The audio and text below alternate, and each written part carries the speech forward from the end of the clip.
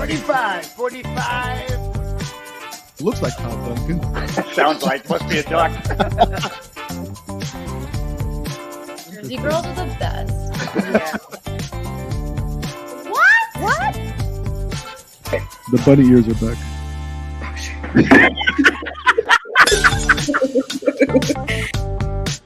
All right, guys, we are back and ready for another edition of Laugh, Let It Eat the Podcast. And we have interesting, I always try to give an adjective on the show before it starts, you know what I mean? And this show could get very, very interesting for a lot of people because what we have on the show today are two colleagues of mine, Jeff Kane and Jason Smathers, better known as a beaver, sorry, just kidding. But they are part of Our Annie Mac family. And they're out of Rochester, New York, right, guys? Welcome to the show. Thank you for having us. Yeah, thank you. Absolutely. So we're going to have an interesting discussion because what we found out with both Jeff and... Now, is it Jeff or Jeffrey? What is it? Either way. Either way? Okay, because I don't know. My family calls me Jeffrey. My friends call me both. And my wife calls me Jeffrey when she's mad at me. So you pick, buddy. All right, let's go with Jeff. I like the one syllables. It makes my life a lot easier. So Jeff and Jason, both prior to joining our companies, were part of a broker model that you guys were pretty much.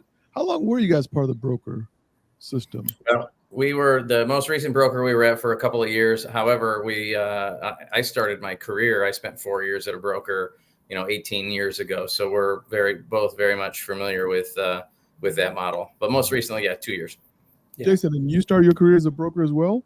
No, I started in the subprime days working for Household and Beneficial back in 2001. So I've been doing this. I used to sell mini bundles to you guys back in 2001, 2002. Yeah. Those you just brought back a whole bunch of memory from HFC days. Oh yeah, it was. We didn't realize how good we had it back then. Even though I walked into the mortgage world, not knowing even how to sell a mortgage, and here we are selling 7.25 points on every deal. I could use a 900 bip bump every now and then on my margin, man. Yeah. Sometimes when I tell those stories, Jason, people don't believe me that we were making 900 bips. Yeah. On like a $6 million bundle. Yep. They're like, "Where's your money, Bob?" I said, "It's gone with the whole 08 debacle." Exactly. Just like anybody else. So what are you going to do about it? So yeah. So you started with on the wholesale side then, huh? No, so I was in retail. So I was running branch. Eventually, you get into the business, they start you as an account executive, and then eventually you work your way up branch managers and so forth. Okay. So I was starting to travel pretty much all over Western New York. From Buffalo to Syracuse, I was managing branches, but the majority of the branches I managed were in the Rochester. So was Christine Beckwith part of that at that time? What was the last name again? Beckwith? She might have a different name then. I think she was single back in those days. I can't remember her name at that time. Yeah, it doesn't sound familiar to me. A couple of those guys that I all used to work with, some of them are with our competitors here locally. A Fairway Mortgage, there's a guy there that I used to work with. And a lot of the other people went to banks and or just got out of the business. Smart people. Me and Jeff met after I left there. That's when I went to a broker. Okay. And that's where me and Jeff met. And me and Jeff have been working together for 18 years or so. That's awesome. Yeah, 18 years, yeah. So, I mean, Jason's my longest relationship. Longer than you've been married? Oh, yeah. I've been married.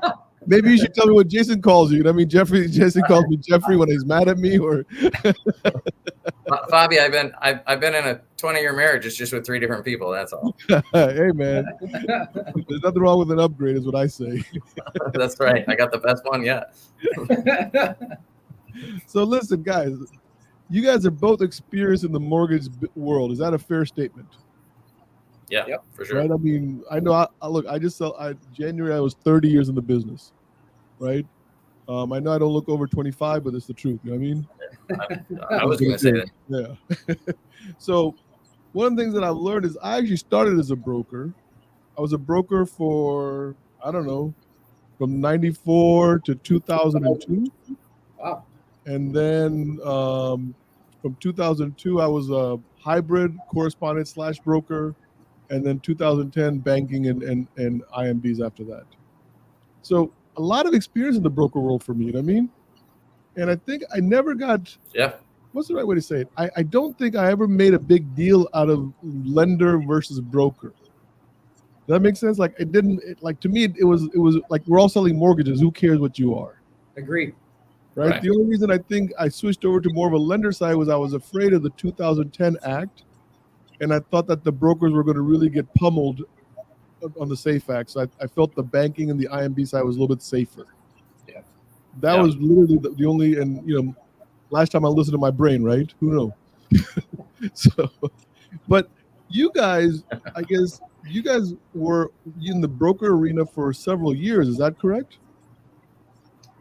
Or did you go? Yeah, I mean, in and out a little. So we did the I was 4 years at a broker. What was that? 06. Yeah. And then went to Wells Fargo. So I was in banking for a while, and then we were at another Chicago banker, MB Financial Bank, Cole Taylor, then Guaranteed Rate, and then we got back into the broker world for a couple of years, and then here we are. So yeah, I would say plenty of broker experience. Broker to Wells Fargo must have been a shock. It was definitely different. Yeah, it was huge. Right? It was such a corporate world. It was a huge shock, Fobby, but at the time, you know, everything was crashing down around us, and we kind of saw the writing on the wall. The Titanic had hit the iceberg. You know, who's going to survive this thing? And we knew that Wells Fargo had a lot better chance of surviving than the small broker shop we were at, and that turned out to be true for the most part. Yeah. So it's a good call. It's a good call. So let's fast forward to the last broker shop that you guys were with. Was that something that you guys created, or was that something that you owned, or was it just someone you were working for? No, long story short, there was a partnership opportunity there that never came to fruition. So we walked away from that. Yep. Got it. But so that was also part of the reason for going there. We left Guaranteed Rate for that opportunity, but we got into the broker world again, and it was a very different transition to go from, we had been Wells Fargo, which is obviously a bank, and then MB Financial, which got Cole Taylor got bought out by MB Financial. So that was just one company, but that was also a bank, and then going to Guaranteed Rate as a banker. So going back to the broker world was like rewinding in our careers. You know what I mean? Had it changed though? I mean, was it not? I mean, because look, I mean, post 2008 broker model was very different than the current broker model we know today. Yes, without a doubt. Yeah, it was. What were you seeing? It was another world. Yeah, I mean, when you walk in there, and also the hardest part for me to get used to. Go ahead. Yeah. No, I'm sorry. I think I'm jumping over you because I'm having like connectivity. I'm not trying to interrupt you, but I don't know I'm interrupting you, so I apologize. It's okay. But so jumping back into the broker world, that was very different going from 06 to just a couple of years ago, because we didn't have, to your point, we didn't have the borrower paid, lender paid, all of those different things. So the landscape had completely changed. Yeah. Jason, I mean, did you see any challenges, or was it easier leaving like a banking model and also in your broker world? So in my mind, I feel like I'm in the Wild West again, but I don't know. Was it the Wild West? I guess to a certain extent, it kind of was like the Wild West when we got back into it. And obviously both me and Jeff come back into this, and now we got, borrower paid, lender paid. And we had to kind of wrap our heads around that again, and just on how we're selling, because now you're showing all the cost as an example.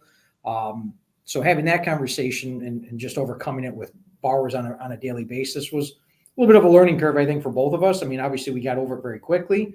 But I like, coming back to the banker world has worked out tremendously for us. Just from, I think there's some easiness to it, but also from on how, when we went back out to start selling again, to rebrand ourselves again, it just, it was a better opportunity, and it's been working wonderful for us here locally. I hear from a lot of my friends that are in the broker world that they don't feel that they're losing control over the file. Some like I mean like the perception is right from our viewpoint Sure. that you lose control of the file movement. The flow is no longer in your control; is someone else, third party, is controlling it. Did you find that when you went back into the broker model? I don't know, Jeff. I wouldn't say I don't think we really lost control, and I think that just really comes down to the loan officer, right? How involved do they really truly want to be? The advantage back then was okay. Hey, if this lender turns you down, you can go to another one. Mm-hmm. You know, so that was a positive in that aspect. But as far as losing control, I mean, you know, you're still subject to their turn times, right? Every broker outlet had a different turn time. You know, and we have our turn times here. I would say I don't think that I really personally felt like I lost control. Yeah, and sometimes I do wonder, like with the broker model, and I don't know, like when you said like, you know, lender A turns it down, so you go to lender B. Yep. The question is did you fix the problem that lender A was finding? Is that why lender B was able to do it? It's a pretty blunt question, but I just wonder, is that the reason? Well, it's a great point, Fobby. And that's kind of when you're working at a broker and you're trying to recruit people, that's one of the things that you say is, you know, if we have an issue with a file, we'll just move it somewhere else. But that's what you sell because that's what you have to sell, right? There's a huge benefit in being in the banker world. You know, you introduced Jason and I as your colleagues, and that's a nice part about what we do. Our underwriters, our processors, they're all of our colleagues. They have to deal with us, you know, day in and day out. So you do relinquish control in the broker world, and you don't, if you're working with, you know, 5 or 10 or 15 lenders, I think we had over 20. Yeah. You don't establish those relationships. You don't get the ability to, you know, to kind of, hey, I need a favor on this. Can you review this? So the reason that you may have to switch from one lender to another is because you don't have the underwriting support to say, if you do it, you know, if you structure in this way, then we can make this work. So you don't need to take a dying deal and move it to another lender if you have a cohesive unit that you can kind of brainstorm up front and get these things done correctly, because a mortgage is either going to work or it's not going to work. So that's the way I look at it. But I do want to break a myth here. And I think we need to kind of like, you know, some of the things that I wanted to accomplish, and obviously we're not going to get through everything, and maybe we'll do a couple of these episodes. Sure. But one of the things is like when we get turned down on a loan here, at least, right? Yeah. Homecomings, Annie Mac, you know what I mean? Family First, all the OVMs, all of us, right? We have a right to appeal that denial. We can say, hey, listen, take a look at this. Tell me what would make it work. Instead of repackaging it, repurposing it, and going through the whole process again and going to lender B now. To me, it's a lot more cohesive and a lot simplistic to be like, okay, well, tell me how to make this file work so that it is insurable with FHA, or this does work under the guidelines. Have you guys run into those kind of issues? 100% agree. 100% agree. And there was some, you know, you get a bit brainwashed when you go into the broker world, and you hear the broker lenders just pounding, brokers are better, brokers are better, brokers are better. So you start to believe that. So, you know, coming back into this world, we're like, okay, are we losing anything here? And the answer would be quite the opposite to your point. We have the relationships. We can get these things correct up front. And if we do have issues where a loan gets denied or certain income is not being used, yeah, absolutely. Okay, what's it going to take to make this thing work? And to your point, Fobby, to repackage a loan and send it out to another lender and transfer an appraisal, and are they going to take a conventional appraisal from another wholesale lender? That's not a benefit. It's a headache for the borrower and for us. So I guess the question that I ask is, and let's stay with this topic for a second, is like when a lender is turning a loan down in the broker arena, right? A wholesale. Now, when I was a broker, right, as a wholesale, I had good relations with my companies. Yep. So I'm going to date myself here, Jason. You'll love this. My number one lender was Countrywide, Oh yeah, I remember. Yeah. and I sold them a ton of business as a broker, right? A ton. And the ladies, I still remember the lady. I won't mention her last name because God, I don't know, but her first name was Susie, right? And if she had problems with the file, she'd call me up and say, "Fob, this is what I'm seeing in the file. Can we work on?" And so there was like almost like a collegial relationship that Susie and I had, even though I was working at First Equitable Mortgage and she was at Countrywide. Yeah. But we had built that rapport that she knew she could trust me, and that so it wasn't a denial and you got to go to another lender environment then. Is the current environment that you guys left at least a couple of years ago, was that less of a, we're a wholesale lender, you're the broker, if we don't like the file, take it somewhere else? Or was there room to work on a file? Either or. Jason, Jeff, whoever wants to chime in. I mean, I would say we were able to work, to your point, Fobby, we did have some decent relationships with the outlets that we worked with. But there were also other guys in the office that would just hurry up and not try to fight the good fight or work with that lender and just repackage it, which, to Jeff's point, it's a pain, that I don't see that as a positive in my eyes. Again, coming back to where we're at today, we do have, that luxury of being able to work with the underwriters directly and try to save it. Yeah, because I want to make sure that we represent the picture fairly. I mean, obviously, I don't want to paint every wholesale lender in one color, and just say, if a wholesale lender turns your loan down, you got to go to another lender. I mean, I'm sure there's lenders out there, wholesale lenders, that would love to create a relationship with a broker, and have that kind of give and forth of, okay, here's what I could do to make this thing work. Can you get me X, Y, and Z? But the feeling what I hear a lot from my broker friends is that they just don't give them that opportunity, or something's missing, and I'm not sure what that missing ingredient is because I haven't experienced it. I don't know what the missing ingredient is either, but it is much easier in our world to do what you're talking about. In the broker world, they seem to make it's like trying to dispute an appraisal, right? They've made their decision, they're not going to change it. So that's kind of the feeling that you get, and that's why they sell the let's just repackage it and take it somewhere else and throw it up against the wall and see if it sticks. So maybe it's a mindset thing from a wholesale underwriter versus a retail underwriter, that they just view it differently. Not to say that they don't care, but I don't know. Is it a volume thing? They don't have it. I don't know. I mean, it could be as simple as a transaction versus a relationship. Yeah. Whereas a wholesale lender is looking at it as a transaction. The number of transactions we do per day increases our volume. If I get stuck on a loan that I'm trying to fix for Jeffrey or Jason, I might use up 2 hours of my day versus 45 minutes that's allocated per unit. Look, I mean, UWM, and let's talk about UWM for a second. They're like the big pink elephant in everybody's room right now, right? Yeah. I know that from what I've heard about them, because I've never had any experience at all with UWM whatsoever, is that you have to have your I's dotted and your T's crossed. And if the T on the last line is not crossed and all the other T's are crossed, it can still get kicked out and go to another lender and leave us alone attitude. Is that a fair assessment? It's a very fair assessment.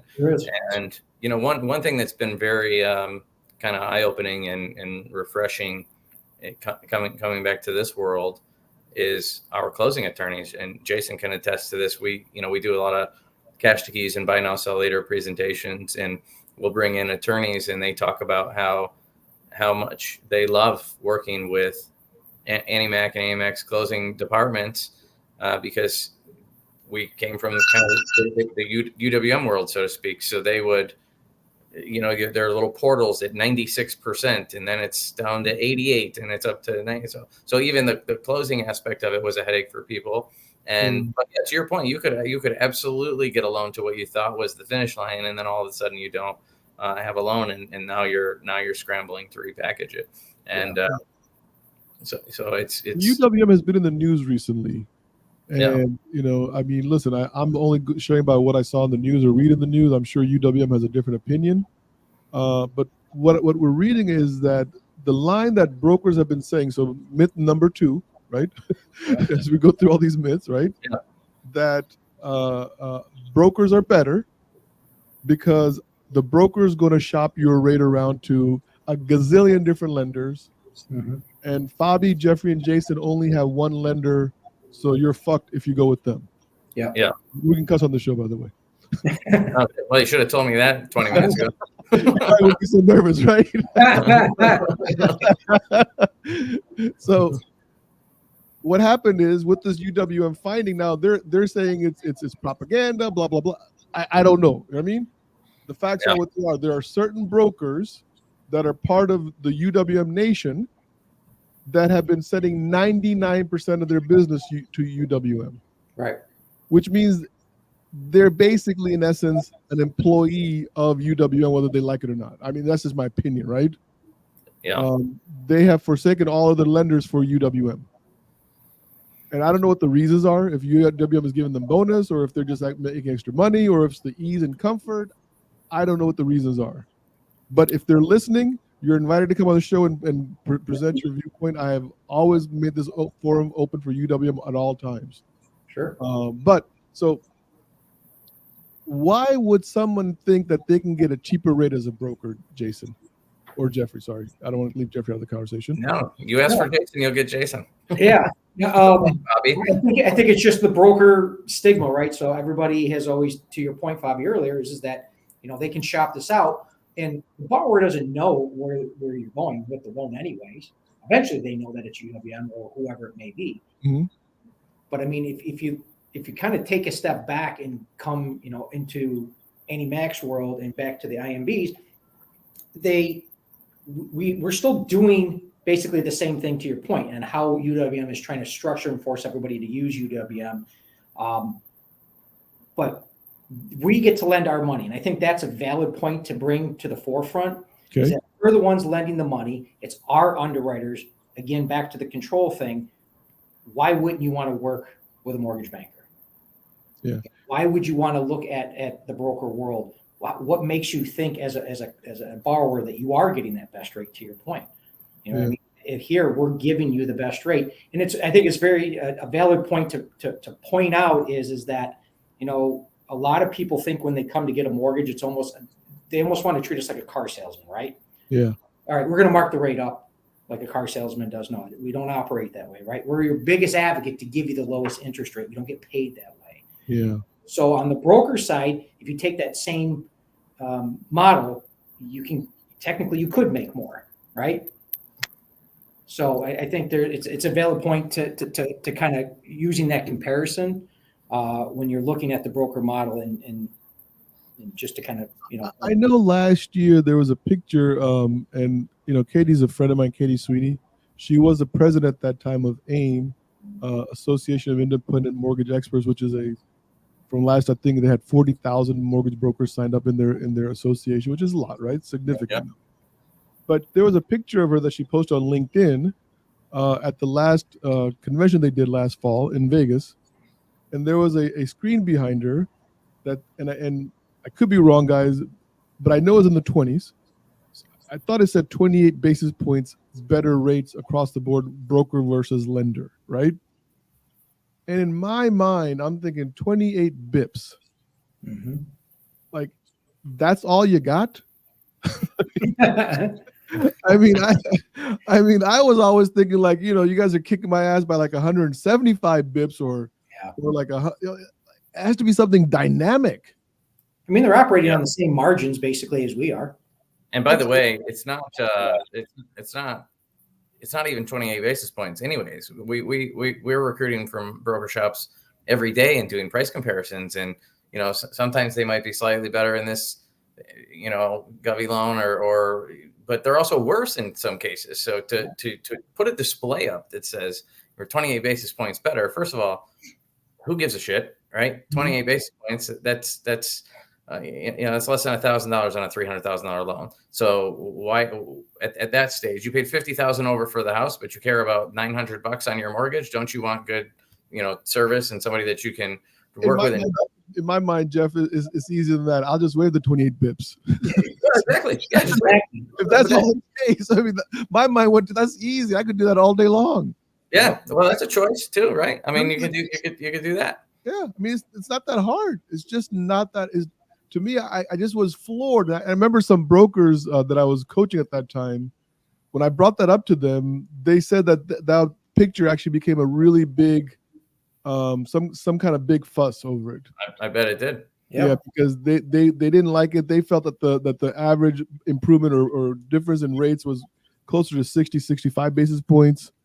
But it's not, Fobby, it's not true, right? You're looking at it's scenario to scenario. So to put a blanket over it and just say, hey, if you want to work for a broker shop, you're going to have 28 basis points better in price. That's a misrepresentation. And UWM's done a very good job. You know, we did a lot of business with UWM. They did a very good job of creating almost like a cult-like following from the brokers. So to kind of answer your question in the best way possible, why are these people putting 99% of their business with UWM? They're flying them out there. They're whining and dining them. They're talking about brokers are better, the speed. You tell somebody something enough times, they start to believe it. You call up your account executive and they say, oh, well, we're the best. So who cares that our price is worse? And oftentimes the price was worse. Most of the time the price was worse. Yeah. I can guarantee you right now, if you pull up, a loan sifter rate scenario, UWM is not going to be at the top in most scenarios. Some scenarios maybe, but 9 times out of 10, they're not going to be at the top, but they're going to tell you, well, we can get a commitment letter in 24 hours. Who cares? We're in New York State. A commitment letter is nothing without an appraisal. So if you get me a commitment letter in 24 hours, you didn't get me a commitment letter. So who cares? It doesn't matter. You know what I would rather have? I'd rather have a loan that when it got to time to close, we could balance. We could get our clear to close. We can balance effectively, and we can close on time without everybody screaming at us because the portal went from 90, 99 or 100% back down to 86, and nobody knows how to fix it. So I would, I sell the banker model all day long because that's what we do, and I'm biased to it at this point. But it's way the things that they're selling. To your point, 28 basis points. The things that they're selling, if you really peel back the onion, they don't matter. Yeah. But so you guys came from broker model and you transitioned to a banker model, right? With us, right? Yep. There was no sticker shock. Like there was no like, oh my God, the rates suck. Not at all. Do? No. Really? Not at all. I mean, no. And we listen to saying they're lying, right? I mean, they're going to say no. Fob's got these people because they're all in the same company. They're all lying. They're trying to make some kind of promo tapes here. Yeah, do a pricing comparison. Listen, Fobby, we've recruited 17 loan officers in the past 18 months. So we're recruiting about one a month, and of that, I want to say, and I want to be accurate here, but. So I'll say 80+% of those were from broker shop. Wow. Yeah. And let's talk about pricing exception for a minute. You said I waived the 28 bips. We've got a guy here that came from the broker shop, and he's been here about that time. He was one of our first recruits. Yep. So he's been here, probably a year and a half. And Jason, correct me if I'm wrong, but as far as I can recall, he's asked for one pricing exception, and that's it in a year and a half. Yeah. I got loan officers that have never worked for a broker that have asked more price exceptions than that. Only because I think they know they can get away with it, right? A broker may not know that they can ask for more, but you may not want to let them see this episode, like delete this portion of the recording. Pricing exceptions are a mindset more than anything to me. I think people, they think that the consumers online just looking at every single rate that they can see online, and that's the rate that they can get. We know better than that it's a credit score, it's a debt to income ratio, it's an LTV, there's, it's a loan amount, there's a million things that impact that. So weak salesperson will think that they need a better price, but I disagree. So now, obviously, we didn't cover a lot here. We covered a little bit, right? But the thing that I want to get across is you guys are saying the file control, A, is huge, right, for you guys. B, You don't have to repackage and send to another lender if the file is denied. You can use the appeal process and try to save the deal in-house and not have to redo it over again, right? Obviously, there is. Yep. Are there deals that just get denied? Like you just can't do the deal. I don't think we've had one, to be honest. Right? Jeff, correct me if I'm wrong. I don't think we've had one. I don't think we've had anything just outright denied here, but now that you said that, knock on wood, we may have one. That's a possibility, of course. But if I would tell you if a deal gets, have you ever had a loan denied in the broker world where it just couldn't get done no matter how many investors you send it to? Yes. Right. I mean, so there's going to be loans that don't get denied whether you're a lender or you're a broker. Is that a fair statement? That's a very accurate statement, 100%. Yeah. So I mean, it doesn't make any difference. Like if you to me, what I guess in my mind, okay, this is just me, right? And once again, I'm not defending one position or the other. I'm just trying to peel back the onion and try to figure this out, right?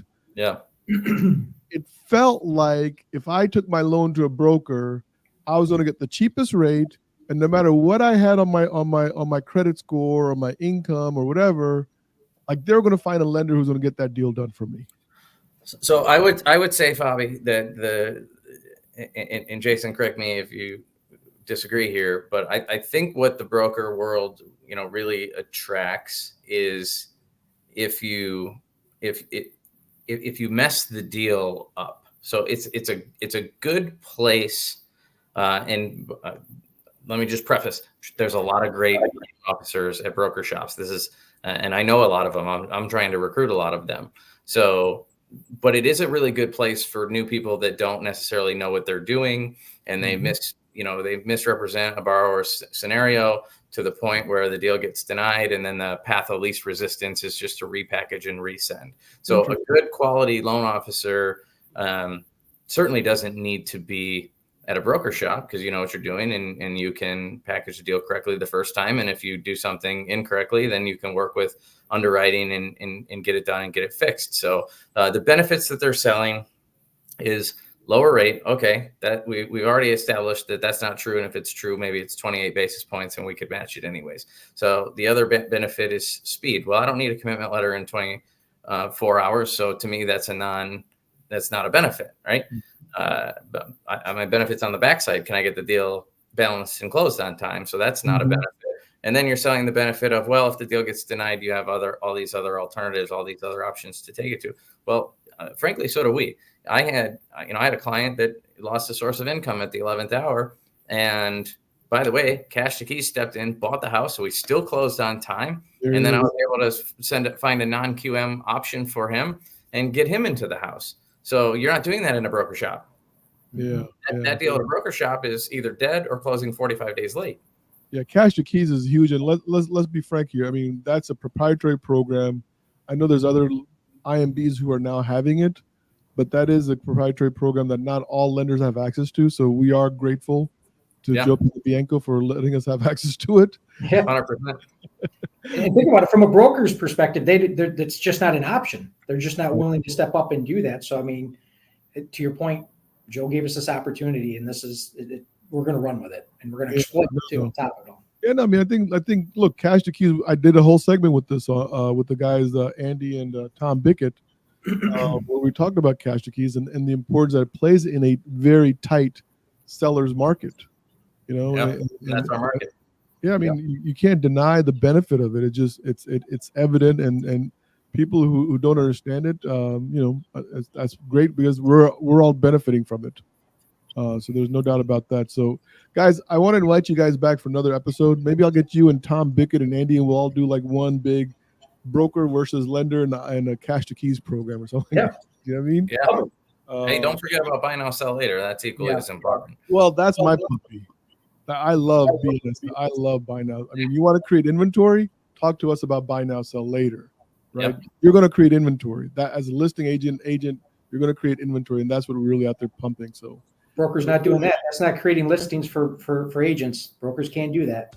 We've got our whole competition trying to copy us on this buy now, sell later, and they're coming out with these bridge loans and literally branding them as buy now, sell later, and I guess when people are copying you, you're doing something right.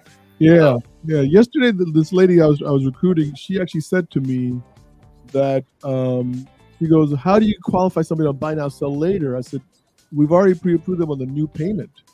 There are no two mortgages anymore. Right. And she was just like totally lost on how we were doing that.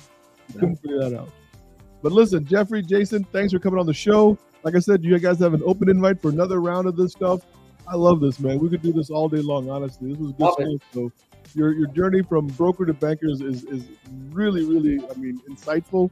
For me, at least, I think that I'm way more comfortable talking to brokers now than I was 35 minutes ago.